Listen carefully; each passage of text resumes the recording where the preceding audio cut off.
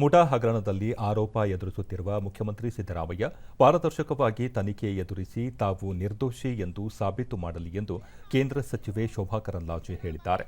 ಹಗರಣ ಗಂಭೀರವಾಗಿದ್ದು, ಭ್ರಷ್ಟಾಚಾರದ ಆರೋಪ ಹೊತ್ತಿರುವ ಸಿದ್ದರಾಮಯ್ಯ ಕೂಡಲೇ ತಮ್ಮ ಸ್ಥಾನವನ್ನು ತ್ಯಜಿಸಬೇಕು ಎಂದು ಅವರು ಆಗ್ರಹಿಸಿದ್ದಾರೆ.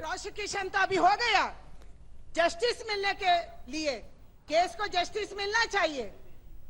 लोगों को ये बताना चाहिए मेरे ऊपर ट्रस्ट है तो मैं इस्तीफा देता हूं एंड केस को लड़ता हूं. मुझे न्याय मिला तो मैं फिर से मुख्यमंत्री बन सकता है. ऐसे ये सिद्धरामैया ने तुरंत इस्तीफा देना.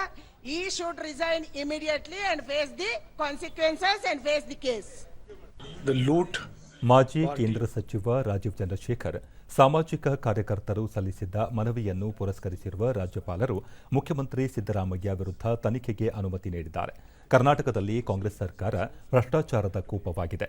ಸ್ವತಃ ಮುಖ್ಯಮಂತ್ರಿಗಳೇ ಆರೋಪ ಎದುರಿಸುತ್ತಿರುವುದು ಪ್ರಕರಣದ ಗಂಭೀರತೆಗೆ ಸಾಕ್ಷಿ ಎಂದರು. Sanction for prosecution, which prima facie is based on evidence submitted by activists on this scam.